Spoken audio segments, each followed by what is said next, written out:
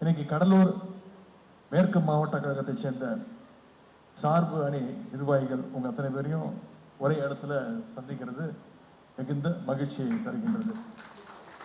நேற்று முன்தினம் திருச்சியில் ஒரு மிகப்பெரிய கழகத்துடைய மாநாட்டை வெற்றிகரமாக நடத்தி முடிச்சிருக்கிறோம். இங்கே வந்திருக்கக்கூடிய பலரை நேற்று முன்தினம் அந்த மாநாட்டில் நான் நேரடியாக சந்தித்தேன். இன்னைக்கு மறுபடியும் உங்களை எல்லாம் சந்திக்கின்ற இந்த வாய்ப்பை கொடுத்த நம்முடைய மாவட்ட கழக செயலாளர் அமைச்சர் அண்ணன் கணேசன் அவர்களுக்கும் மாவட்ட கழக நிர்வாகத்துக்கும் என்னுடைய நன்றியை நான் தெரிவிச்சுக்கிறேன். இந்த கடலூர் மேற்கு மாவட்டம் என்னைக்குமே கழகத்துடைய கோட்டைன்னு சொல்ற அளவுக்கு ஒரு சிறந்த மாவட்டம். இந்த கடலூர் மேற்கு மாவட்டம் தொழில் வளர்ச்சியில, விவசாயத்துல, இன்னும் குறிப்பா சொல்லணும்னா அரசியல்ல மிகவும் ஆக்டிவான ஒரு மாவட்டம். இன்னைக்கு திமுகவுக்கு நம்முடைய இயக்கத்திற்கு வயசு 76. பவள விழாவை தாண்டி நம்ம நடை போட்டுக் கொண்டிருக்கிறோம். 76 வயசு ஆன பிறகும் இன்னைக்கும் அதே இளமையோடு பல அடக்குமுறைகளை ஒடுக்குமுறைகளையும் தாண்டி நாம செயல்பட்டு இருக்கோம். அப்படின்னா உறுதியோடு கெத்தா செயல்பட்டு இருக்கோம். அப்படின்னா இங்க வந்திருக்கக்கூடிய கழகத்துடைய உடன்பிறப்புகள் உங்களுடைய உழைப்பு தான் அதற்கு மிக மிக முக்கியமான ஒரு காரணம். எந்த சுச்சுவேஷனாக இருந்தாலும் சரி, எந்த காலத்திலையும் சரி, நம்முடைய தலைவருக்கு பக்கபலமா நீங்க அத்தனை பேரும் உங்களுடைய ஒத்துழைப்பை நீங்க கொடுத்துட்டு வரீங்க. எந்த மாவட்டத்திற்கு சென்றாலும் இளைஞரணி நிர்வாகிகளை சந்திக்கிறது என்னுடைய பழக்கம். அப்படி இருக்கும்போது தலைவர் அவர்கள் தான் இன்னும் எந்த மாவட்டத்திற்கு போனாலும் இளைஞரணியை மட்டும் சந்திக்கிறிய, மற்ற அணிகள்லாம் சந்திக்க கூடாதா, சார்பணிகளையும் நீ சந்திக்கிறோம் அப்படின்னு தலைவர் அவங்களுடைய கட்டளை ஏற்று இன்னைக்கு உங்களை எல்லாம் சந்திக்க நான் வந்திருக்கின்றேன். முதல்ல சந்திக்க வந்திருக்கேன்னா நம்முடைய தலைவருக்கு ஒரு மிகப்பெரிய ஒரு பெருமை உண்டு. தான் தலைவராக இந்த இயக்கத்திற்கு பொறுப்பேற்ற பின்பு நாம சந்திச்ச அத்தனை தேர்தலையும் வெற்றியை மட்டுமே பெற்றிருக்கிறோம். அந்த வெற்றியை கொடுத்தது இங்க வந்திருக்கக்கூடிய உடன்பிறப்புகள், இங்க வந்திருக்கக்கூடிய சார்பணிகள், உங்களுடைய உழைப்பு அந்த வெற்றிக்கு மிக மிக முக்கியமான ஒரு காரணம். சொல்றோம்ல, youth wing, students wing, IT wing, women's wing அப்படின்னு சொல்றோம். மொத்தம் 25 அணிகள் இருக்கு. 25 விங்ஸ் நம்முடைய இயக்கத்திற்கு இருக்கு. அணிகள்லாம் இங்கிலீஷ்ல விங்ஸ்ன்னு சொல்லுவாங்க, தமிழ்ல சிறகுகள்னு சொல்லுவாங்க விங்ஸை. இன்னைக்கு நம்முடைய கழகம் வெற்றி மேல வெற்றி பெற்று இப்போ உயர உயர பறந்துகிட்டு இருக்குன்னா இங்க வந்திருக்கக்கூடிய விங்ஸ் அணிகள் உங்களுடைய உழைப்பு மிக மிக முக்கியமான ஒரு காரணம். ஆனா தலைவர் அவர்கள் கவனிச்சுக்கிட்டே இருக்கிறாங்க, எந்த அணி சிறப்பா செயல்படுது, எந்த அணியில எந்த நிர்வாகி சிறப்பா செயல்படுறாரு, எந்த அணியில யாரு தங்களுடைய கடமைகள்லாம் சிறப்பா செயல்படுறாங்கன்னு தலைவர் அவர்கள் கூர்ந்து கவனிச்சுக்கிட்டே வராங்க. அதனால தான் நான் பல முறை சொல்லுவதுண்டு, நமக்கு தாய் கழகத்தில் பணியாற்றுவதற்கு இந்த அணிகள் இருக்கக்கூடிய அணிகளில் பணியாற்றுகின்ற அந்த நேரம் ஒரு கிட்டத்தட்ட ஒரு ப்ராக்டிசிங் கிரவுண்டு மாதிரி. எடுத்தோடனே மெயின் மேட்ச்சில் போய் ஆட முடியாது, அதுக்கு கொஞ்சம் நேரம் நெட் ப்ராக்டிஸ் கொடுப்பாங்க. அது மாதிரி நம்ம அணிகளுடைய நம்முடைய செயல்பாடை பார்த்து நம்முடைய தலைவர் அவர்கள் நமக்கு ப்ரமோஷன் கொடுத்துட்டு இருக்கிறாங்க. ஏன் இதை சொல்றேன்னா, இன்னைக்கு தாய் கழகத்தில் இருக்கக்கூடிய பல பேர் சிறப்பாக அணிகளில் செயல்பட்டவங்க தான். இன்னைக்கு அப்படி செயல்பட்டுதான் இன்னைக்கு மாவட்ட கழக பொறுப்பாளர்களா, மாவட்ட கழக செயலாளர்களா, நாடாளுமன்ற சட்டமன்ற உறுப்பினர்களா, அமைச்சர்களா, மேயர்களா, துணை மேயர்களா, இன்னும் சொல்லப்போனா ரொம்ப பெருமை என்னன்னா, தமிழ்நாட்டுக்கு தன்னுடைய முதலமைச்சர் கொடுத்தது திமுகவுடைய இளைஞர்னு சொன்னா அது மிகையாகாது. கழகத்துடைய பொதுச் செயலாளர் கொடுத்தது கழகத்துடைய மாணவர் அணி. இப்படி ஒவ்வொரு அணிக்கும் ஒரு வரலாறு உண்டு. அதனால்தான் சார்பு அணின்னு நாம யாரும் ரொம்ப அசால்ட்டா இருந்துடக்கூடாது. சார்பு அணின்னா தாய் கழகத்துக்கு மேல நாம சார்ந்து கிடையாது, நம்ம அந்த நிலைமையை உருவாக்கணும். அது தாய் கழகம் தான் நம்மளை சார்ந்து இருக்குது அப்படிங்கிற அந்த நிலைமையை இங்க இருக்கக்கூடிய சார்பணிகள் நாம உருவாக்கி காட்ட வேண்டும். நிச்சயமா உங்களுக்கு ஒரு வாக்குறுதி கொடுக்குறேன், நம்முடைய உழைப்பை சரியா கொடுத்தோம்னா நிச்சயம் தலைவர் அவர்கள் சரியான நேரத்துல சரியான அங்கீகாரத்தை நிச்சயம் அது யாராக இருந்தாலும் நமக்கு கொடுப்பாங்க. அந்த உறுதிமொழியை நான் உங்களுக்கு தரேன். எனவே இங்க வந்திருக்கக்கூடிய நீங்க எதை பத்தியும் கவலைப்படாம களப்பணியில நம்முடைய கவனத்தை செலுத்த வேண்டும். ஒரு சில திட்டங்களை மட்டும் இங்கே நான் உங்களுக்கு நினைவு கூற விரும்புகின்றேன். கடந்த 5 வருஷத்துல நம்முடைய தலைவர் அவர்கள், முதலமைச்சர் அவர்கள் எப்படிப்பட்ட திட்டங்களை, ஏராளமான திட்டங்களை செயல்படுத்தி இருக்கிறாங்க. மகளிர் விடியல் பயண திட்டம் ஆட்சி பொறுப்பேற்று நம்முடைய முதலமைச்சர் அவர்கள் பொறுப்பேற்று தலைவர் போட்ட முதல் கையெழுத்து மகளிர் விடியல் பயண திட்டம். இன்னைக்கு அந்த திட்டத்துல கிட்டத்தட்ட 920 கோடி பயணங்களை மகளிர் மேற்கொண்டிருக்கிறாங்க. இன்னைக்கு பலர் தேர்தல் வாக்குறுதி கொடுக்குறாங்க, எல்லாம் இந்த நம்மளுடைய தேர்தல் அறிக்கையை அப்படியே காப்பி அடிச்சு பேரை மட்டும் மாத்தி கொடுத்துக்கிட்டு இருக்கிறாங்க. அதனாலதான் அன்னைக்கு மாநாட்டில் தலைவர் பேசும்போது சொன்னாங்க, இனிமே நான் அறிவிச்ச திட்டங்கள் எல்லாம் இருக்கிற வரைக்கும் இந்த தமிழ்நாட்டை ஆளுகின்றது ஸ்டாலின் தான் அப்படின்னு நம்முடைய தலைவர்கள் தெம்பா சொன்னாங்கன்னா, நம்முடைய திட்டங்கள் அவ்வளவு பெரிய வெற்றியை பெற்றிருக்கு.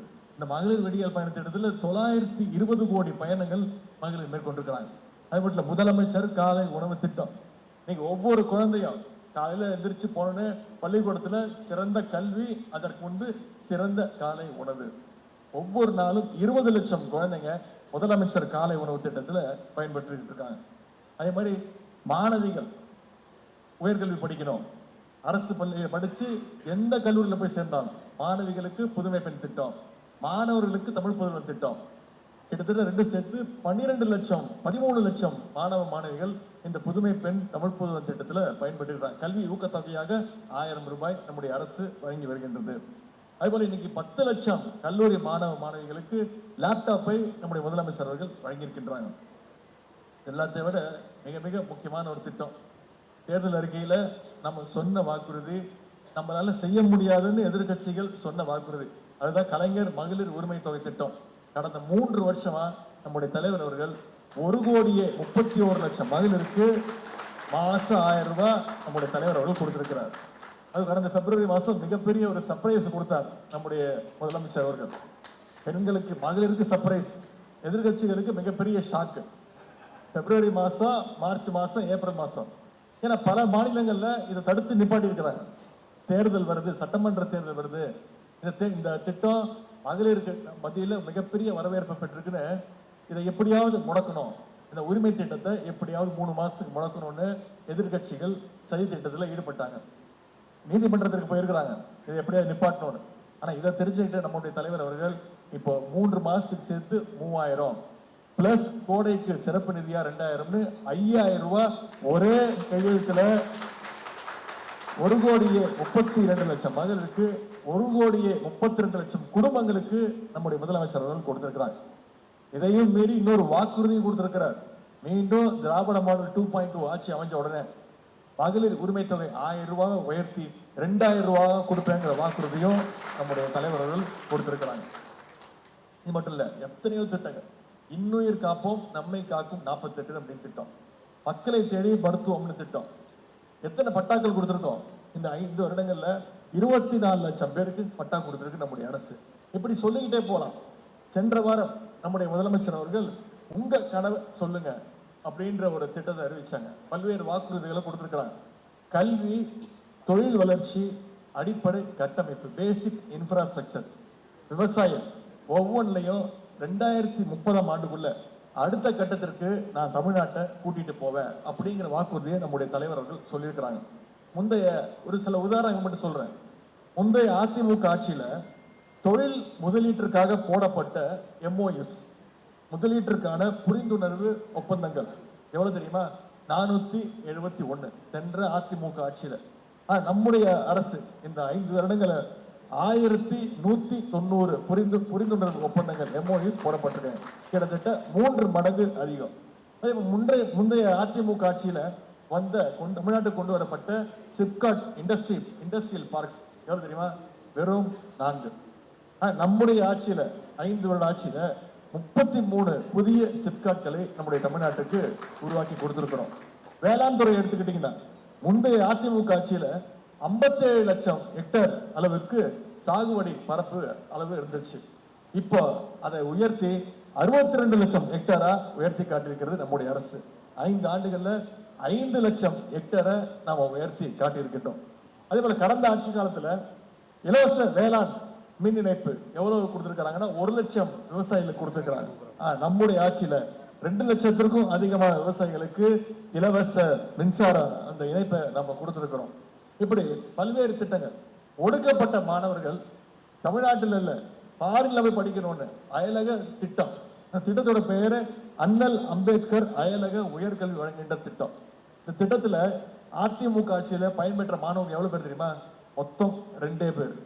நம்முடைய ஆட்சியில எத்தனை பேர் தெரியுமா? 386 மாணவர்களுக்கு 160 கோடி ரூபாய் கல்வி ஊக்கத்தொகையாக நம்முடைய முதலமைச்சர் அவர்கள் கொடுத்திருக்கிறாங்க. மருத்துவ காப்பீடு திட்டம், இப்படி எத்தனையோ திட்டங்கள். குறிப்பா இந்த கடலூர் மாவட்டத்திற்கு எண்ணற்ற திட்டங்களை நம்முடைய முதலமைச்சர் அவர்கள் கொடுத்திருக்கிறாங்க. கலைஞர் கனவு இல்லம் திட்டத்துல சுமார் 512 கோடி ரூபாய் மதிப்பீட்டுல 15,000 வீடுகள் இந்த கடலூர் மாவட்டத்துக்கு மட்டும் கட்டி கொடுத்திருக்கிறார் நம்முடைய தலைவர். 480 கோடி ரூபாய் மதிப்பீட்டுல நெய்வேலி கூட்டு குடிநீர் திட்டம் செயல்படுத்தப்பட்டிருக்கு. 120 கோடி ரூபாய் மதிப்பீட்டுல பெருமாள் ஏரி தூர்வாரப்பட்டிருக்கு. இது போன்ற அடுக்கடுக்கான திட்டங்களால தான் இன்னைக்கு நம்முடைய தமிழ்நாடு இந்தியாவிலேயே ஃபர்ஸ்ட் பிளேஸ் growth பர்சன்டேஜ்ல முறையாக 14 ஆண்டுகளுக்கு பிறகு டபுள் டிஜிட் growth 11.19% இன்னைக்கு இரட்டை இலக்கை நம்முடைய தமிழ்நாடு அடைஞ்சிருக்கின்றது. இதற்கெல்லாம் ஒன்றிய அரசு உதவுதா? கிடையாது. ஒன்றிய அரசு எந்த வகையெல்லாம் முடியுமோ அதற்கான சங்கடங்களை, இடையூறுகளை எல்லாம் நம்முடைய மாநிலத்துக்கு கொடுத்துட்டு இருக்கு. ஆனா அந்த நெருக்கடியெல்லாம் சமாளிச்சு இன்னைக்கு தமிழ்நாட்டை இந்தியாவுடைய நம்பர் 1 மாநிலமாக நம்முடைய தலைவர் அவர்கள் உழைத்திருக்கின்றார்.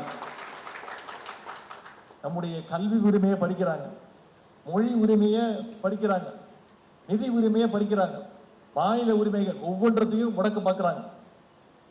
தமிழ்நாட்டுக்குன்னு எந்த ஒரு திட்டத்தையும் கடந்த ஒன்றிய பட்ஜெட்ல அறிவிக்கல. ஒன்றிய பட்ஜெட்டை படிக்க ஆரம்பிச்சாங்க ஒன்றிய நிதியமைச்சர், படிச்சு முழுசா கூட முடிக்கல. ஆனா அதுக்குள்ள தமிழ்நாட்டுடைய எதிர்கட்சி தலைவர் என்ன சொல்றாரு? ஒரு சிறந்த பட்ஜெட் அப்படின்னு பாராட்டு பத்திரம் வாசிக்கிறார் இங்க இருக்கக்கூடிய எதிர்கட்சி தலைவர். அது மட்டும் இல்ல, கல்வி நிதி நியூ எஜுகேஷன் பாலிசின்னு கொண்டு வந்தாங்க சென்ற வருடம். இந்தியாவில் இருக்கக்கூடிய அனைத்து மாநிலங்களும் இந்த நியூ எஜுகேஷன் பாலிசியை ஏத்துக்கிட்டாங்க. ஒன்றிய அமைச்சர் சொன்னார், நீங்க இந்த நியூ எஜுகேஷன் பாலிசியை ஏத்துக்கிட்டாதான் ஒவ்வொரு மாநிலத்திற்கும் ஒன்றிய அரசு கொடுக்கக்கூடிய நிதி பகிர்வை கொடுப்போம்.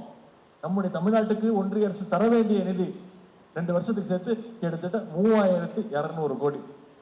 ஆனா இந்த புதிய கல்விக் கொள்கைகள் என்னென்ன இருக்கு?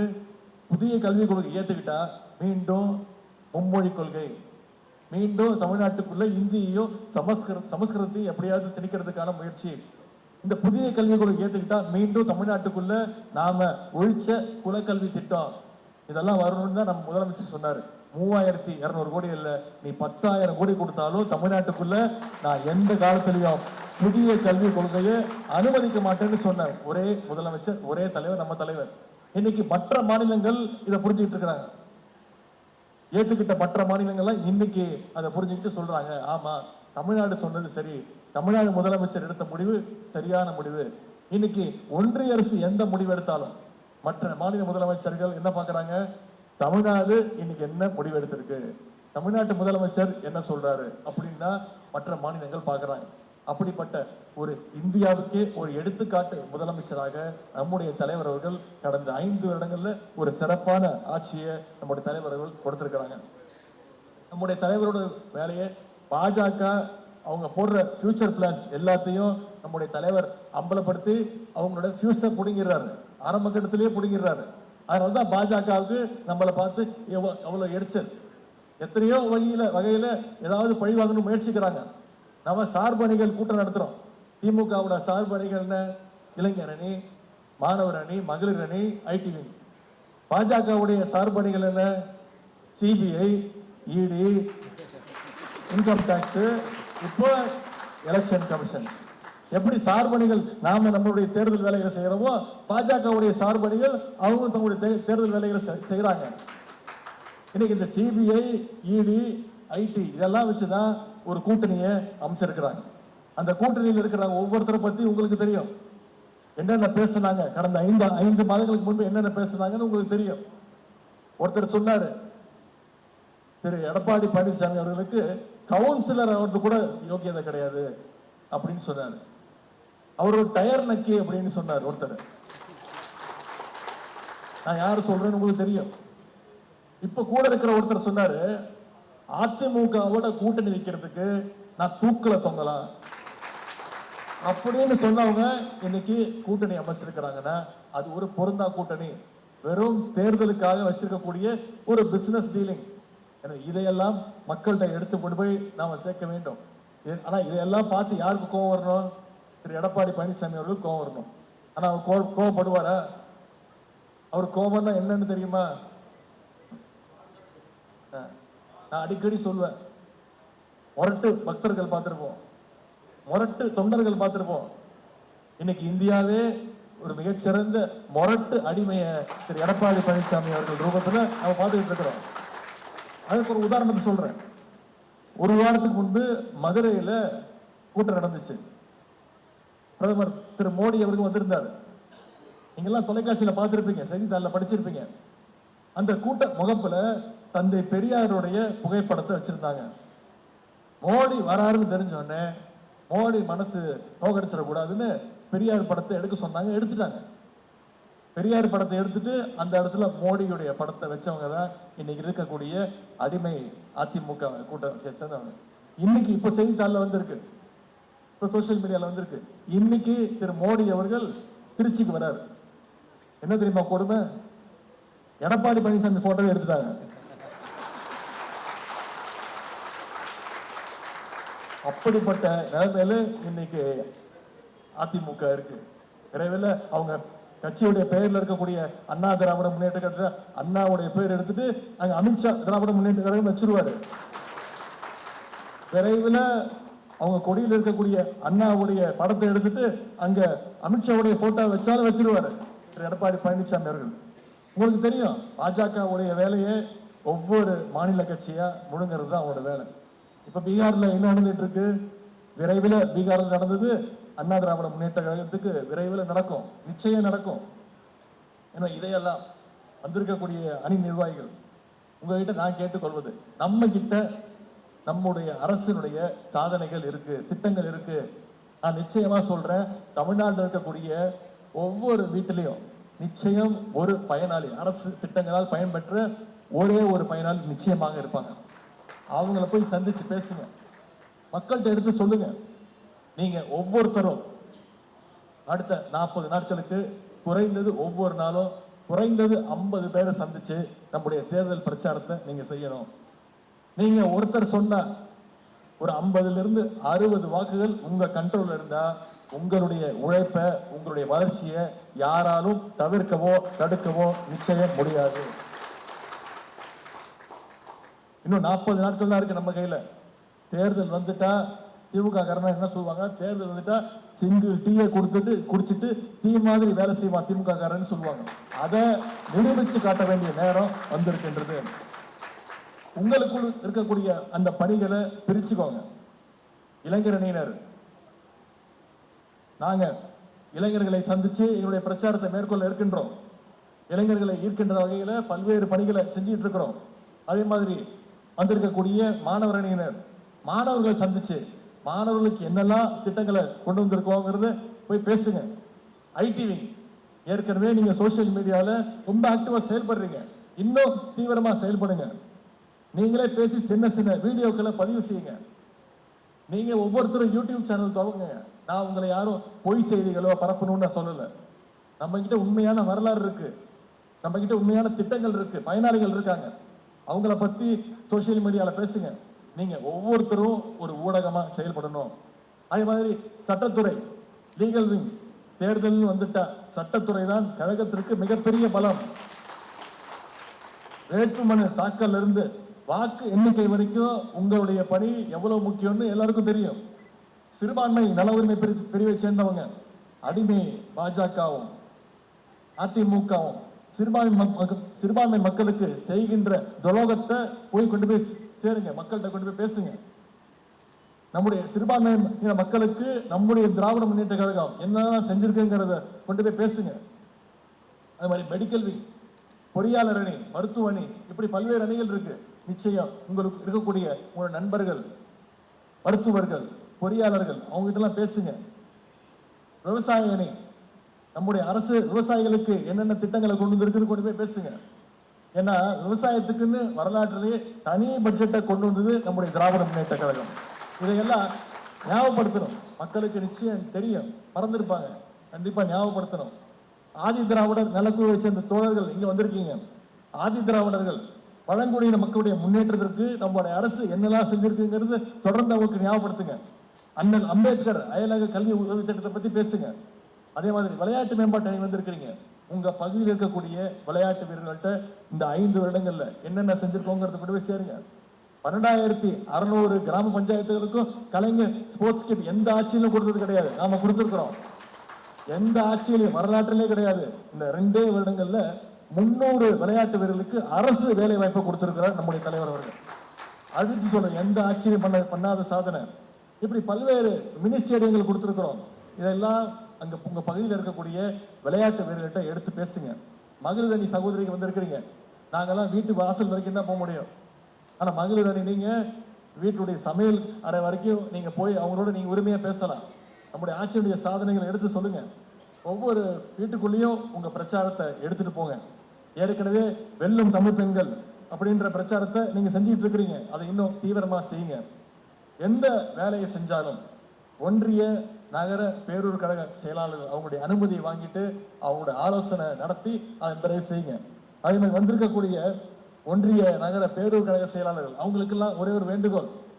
அணிகள்ல இருக்கிறவங்க புதுசா வந்திருப்பாங்க.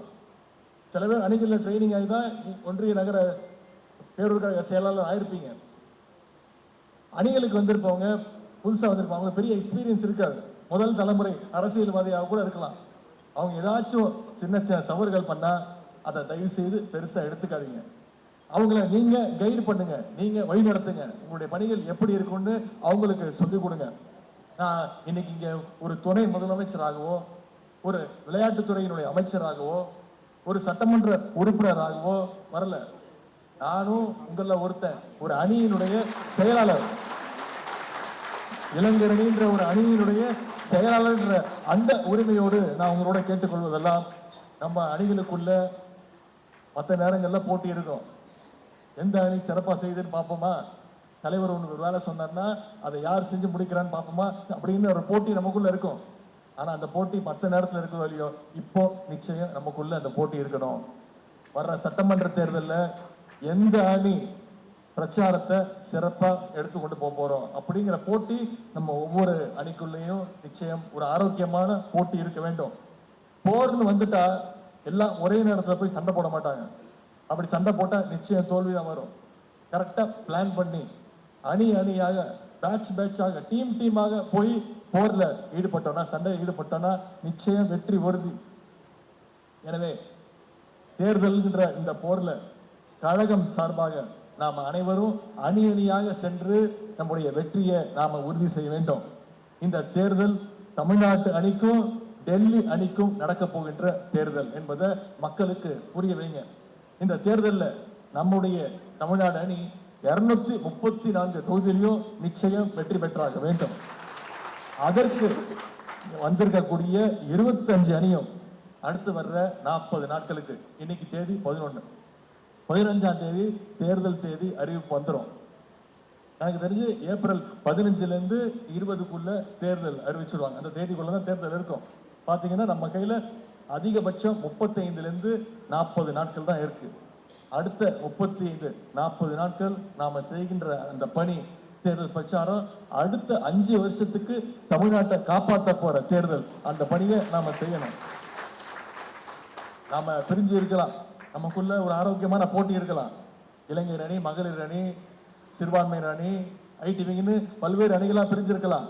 ஆனா நம்ம மனசுல இருக்க வேண்டியது ஒன்னே ஒண்ணுதான். நாம் அத்தனை பேரும் ஒரே அணி, நம்முடைய தலைவர் அணி, முத்தமிழர் டாக்டர் கலைஞருடைய அணி என்பது மட்டும்தான் நம்முடைய மனசுல நாம் வச்சுக்க வேணும். தலைவர் அவர்கள் நமக்கு கொடுத்திருக்கக்கூடிய டார்கெட் 200, வெல்வோம் 200, படைப்போம் வரலாறுன்னு தலைவர் சொல்லியிருக்கிறாங்க.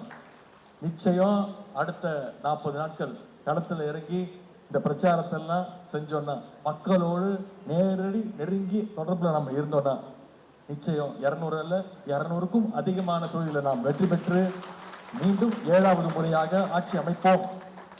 மீண்டும் நம்முடைய தலைவர் தொடர்ந்து 2வது முறையாக நிச்சயம் முதலமைச்சர் நாற்காலியில அவர் உட்காருவார். அதற்கான அந்த உறுதிமொழியை இன்னைக்கு இந்த சார்பணிகள் கூட்டத்தில் நாம் எடுத்துக்கொள்ள வேண்டும். அடுத்த 40 நாட்கள் மிக மிக முக்கியம். நீங்க ஒத்துழைச்சீங்கன்னா நிச்சயம் அந்த வெற்றியை உறுதி செய்வோம்னு கூறிக்கொண்டு, இவ்வளவு குறுகிய நேரத்தில் இவ்வளவு சிறப்பான ஏற்பாடுகளை செஞ்ச நம்முடைய மாவட்ட அமைச்சர், மாவட்ட கழக செயலாளர் அண்ணன் கணேசன் அவர்களுக்கும், வந்திருந்த அனைத்து அணிகளை சார்ந்த அமைப்பாளர்கள், துணை அமைப்பாளர்கள், நிர்வாகிகள் அத்தனை பேருக்கும், வரவேற்பு கொடுத்த கழக தொண்டர்கள் அத்தனை பேருக்கும், பொதுமக்களுக்கும், தாய்மார்கள் அத்தனை பேருக்கும் மீண்டும் என்னுடைய நன்றியை நான் தெரிவிச்சுக்கிறேன்.